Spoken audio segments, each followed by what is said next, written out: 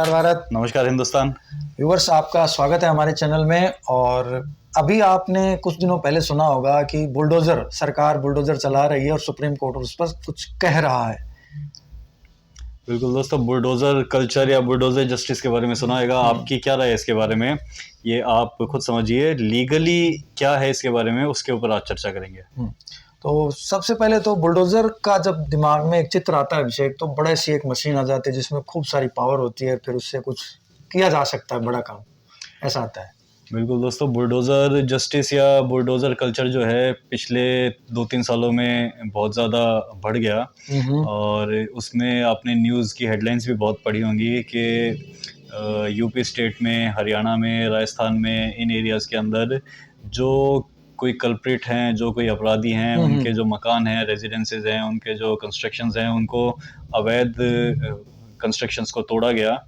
उसके ऊपर बहुत से विवाद भी हुए और बहुत से पिटीशंस जो है वो ये 2022 से हाई कोर्ट्स और सुप्रीम कोर्ट्स और लोअर कोर्ट्स में पेंडिंग चली आ रही थी। उसके ऊपर लेटेस्ट ये अभी 2024 नवंबर के अंदर सुप्रीम कोर्ट ने अपना एक वर्डिक्ट दिया है। आज अपन उस बारे में चर्चा करेंगे। तो अभिषेक, कानूनी मुद्दा यही है कि क्या सरकार जो है वो बुलडोजर लेके ऐसे निकल जाए और किसी का भी मकान ध्वस्त कर दे, तोड़ दे, क्या लीगली है या नहीं है? अब जो सुप्रीम कोर्ट ने दोस्तों गाइडलाइन दी है इसके ऊपर, उसके अकॉर्डिंग सुप्रीम कोर्ट ने ये कहा है, एक जनरल प्रिंसिपल्स हैं, जनरल लॉ के सेटल्ड प्रिंसिपल्स हैं कि किसी को सुने बिना कोई भी कार्रवाई नहीं की जानी चाहिए। इक्विटी होना चाहिए, जस्टिस जो है वो हो रहा है ये प्रतीत भी होना चाहिए। ये सब बेसिक लॉ कॉन्सेप्ट्स हैं। इन बेसिक्स लॉ कॉन्सेप्ट्स को ही सुप्रीम कोर्ट ने फॉलो करते हुए बहुत सी पिटीशंस थी, जिनमें से एक जो पिटीशन है उसमें जमायत उलमा versus municipal corporation of Delhi है। और उसके साथ में बहुत सी क्लब्ड पिटीशंस थी जो इसी से लेकर के सुप्रीम कोर्ट तक पहुंची थी कि क्या ये जो एनक्रोचमेंट बता करके और मकान और बिल्डिंग्स है उनको तोड़ा जा रहा है वो सही है, गलत है। इसके बारे में बहुत से विवाद चल रहे थे। तो उन सब क्लब्ड पिटीशंस को सुप्रीम कोर्ट ने सुना, जिसमें ऑनरेबल जस्टिस जो है गवई साहब एंड उनके साथ में एक और थे के.वी. विश्वनाथन, उन दोनों ने एक अपना वर्डिक्ट दिया और डायरेक्शंस इशू किए। और डायरेक्शंस इशू करते हुए उन्होंने जो बेसिक कॉन्सेप्ट्स है लॉ के, उनको फॉलो करते हुए, कॉन्स्टिट्यूशनल जो प्रोविजंस है उनको फॉलो करते हुए ये कहा कि ऐसा किया जाना लीगल नहीं है, इलीगल है। आप किसी भी रूप में सीधे जा करके किसी का मकान ये कह के कि ये अवैध है उसको तोड़ नहीं सकते हैं। और इसके ऊपर अपनी गाइडलाइंस इशू की है। कहने का मतलब है कि कुछ भी स्टेप लेना है तो वो कानूनी होना चाहिए, कानून सम्मत होना चाहिए। बिना सोचे समझे और सीधे ही जाके किसी का मकान तोड़ दिया तो ये कतई रूप से सही नहीं होता है, ये कानूनी रूप से गलत होता है। पहले उसकी जांच होनी चाहिए कि क्या वाकई में वो किसी विधि के विरुद्ध बनाया हुआ है, ये भी जांच होनी चाहिए। और अगर आपको लगता है कि विधि के विरुद्ध है तो भी उसके बावजूद भी सामने वाले को सुनवाई का एक अवसर दिया जाना चाहिए कि हम इसको अवैध मानते हैं, हम इसको एनक्रोचमेंट मानते हैं, हम इसको गलत मानते हैं, पर आपका इसके बारे में क्या कहना है। सुनवाई का एक अवसर दें, उसको टाइम दें, उसके बाद में उसकी बात सुने। उसके बाद में अगर आपको लगता है प्रॉपर ड्यू प्रोसेस आपने अडॉप्ट कर लिया है, फिर भी आपको लगता है कि गलत है, एनक्रोचमेंट है, अवैध है, तो उसको तोड़े जाने के लिए आगे प्रोसीड किया जाना चाहिए, अदरवाइज नहीं किया जाना चाहिए। तो बहुत ही बेसिक जो लॉ के कॉन्सेप्ट्स हैं दोस्तों, उसको फॉलो करते हुए सुप्रीम कोर्ट ने गाइडलाइंस जारी किया है। नेचुरल जस्टिस जो है उसका जो दूसरा नियम है कि दूसरे पक्षकार को भी सुना जाए, तो इनको भी सुनने का अधिकार है, इनको सुना जाना चाहिए और उसके बाद में ही जो डिसीजन, कानून सम्मत डिसीजन, वही लेना होता है।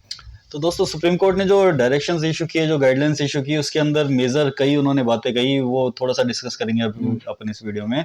वो मैं आपको बताना चाहता हूँ। फर्स्ट ऑफ ऑल तो सुप्रीम कोर्ट ने ये कहा कि अगर आप किसी के भी कंस्ट्रक्शन को इलीगल मानते हैं या इलीगल समझते हैं तो भी आपको उस व्यक्ति विशेष को एक 15 डेज नोटिस देंगे आप कि आपका ये कंस्ट्रक्शन है, इस जगह पे बना हुआ है, इसे हम इलीगल मानते हैं, इलीगल समझते हैं, आपको इसके बारे में क्या कहना है। तो फर्स्ट ऑफ ऑल उसको सुनवाई का अवसर दिया जाना चाहिए। फर्स्ट गाइडलाइन इशू की कि आपको नोटिस दें, नोटिस दे करके उसकी बात सुने। बात सुनने के बाद में 15 डेज का नोटिस इसलिए है कि अगर उसको आपने नोटिस दिया और उसने रिप्लाई दे दिया और आप उस रिप्लाई को नहीं मानते हैं तो उसको इतना सफिशिएंट टाइम तो मिले कि वो कोर्ट में जाकर के अपनी कोई बात कह सके, उसके खिलाफ अगर उसको कोई रिलीफ सीक करना है तो वो रिलीफ सीक कर सके। तो फर्स्ट गाइडलाइन ये इशू की है कि 15 डेज का जो है उसको टाइम दिया जाना चाहिए। लॉ बेसिक्स की जहाँ तक बात है, बेसिक लॉ की बातें ही की जाएगी। हाँ बिल्कुल, एकदम सही बात है। उसके बाद में सुप्रीम कोर्ट ने ये कहा कि अगर वो 15 डेज का आप नोटिस देते हैं, सामने वाला कोई रिएक्ट करता है, कोई नहीं करता है, अगर रिएक्ट करता है, उसने कोई रिप्लाई दिया, आपको रिप्लाई सही नहीं लगता है, तो उसके बाद में अगर आप डिमोलिशन करते हैं तो उस डिमोलिशन की रिकॉर्डिंग भी कीजिए। रिकॉर्डिंग होनी आवश्यक है। सेकंड जो अपनी गाइडिंग लाइंस जो दी उसके अंदर सुप्रीम कोर्ट ने ये कहा। थर्ड, सुप्रीम कोर्ट ने ये कहा कि इसमें अकाउंटेबिलिटी भी फिक्स की जानी चाहिए, क्योंकि सिंपली गाइडलाइन इशू करने से कुछ नहीं हो सकता। अगर आपने गाइडलाइन इशू कर भी दी कोई कोर्ट ने और उसके अंदर किसी के ऊपर कोई अकाउंटेबिलिटी फिक्स नहीं की, तो उस गाइडलाइन का क्या होगा?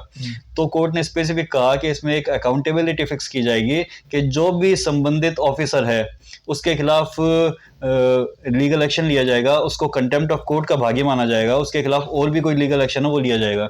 तो थर्ड गाइडलाइन ये इशू की कि जो अकाउंटेबिलिटी है ये उसमें फिक्स की जाएगी। अकाउंटेबिलिटी के बारे में अभिषेक, मुझे लगता है सरल शब्दों में बात की जाए कि गलत रूप से किसी का मकान तोड़ दिया गया है तो फिर उससे वसूली की जाएगी।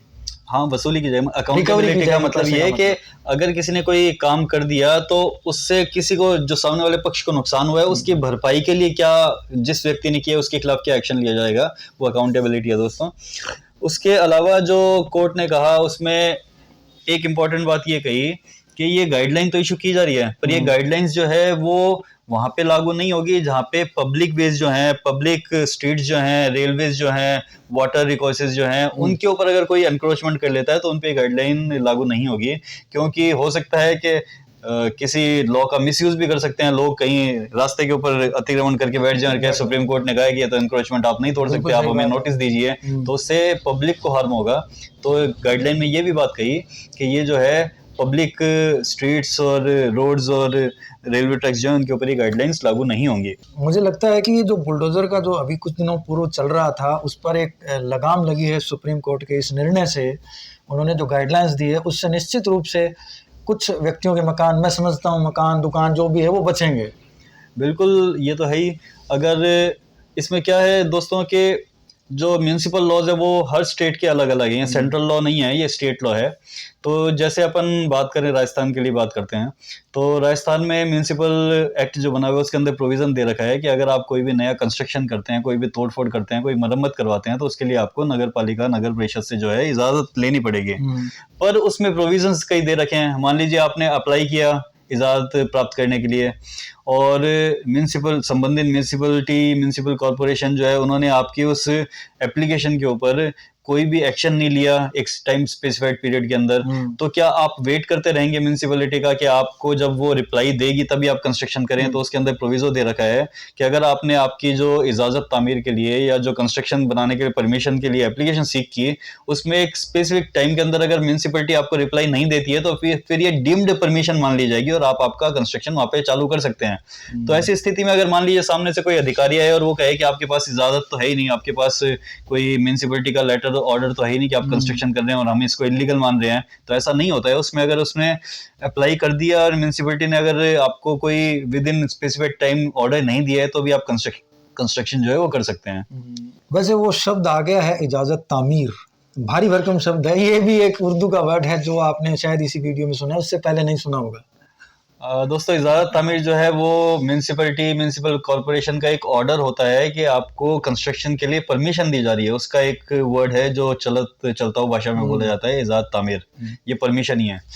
तो मैं उम्मीद करता हूँ कि आज का वीडियो हमारे व्यूअर्स को अच्छा लगा होगा। बिल्कुल दोस्तों, इसमें जो बातें हैं वो बुलडोजर कल्चर आपने पढ़ा भी है, सुना भी है, न्यूज़ की हेडलाइंस भी है, तो इसके बारे में ये एक सुप्रीम कोर्ट का अपना वर्डिक्ट है, उसके बारे में अपने को जानकारी होनी चाहिए। तो ये एक बेसिक लॉ है जिसके बारे में बात कर रहे थे अपन। तो अब हम दोनों इजाज़त लेना चाहेंगे आपसे। नमस्कार। नमस्कार दोस्तों।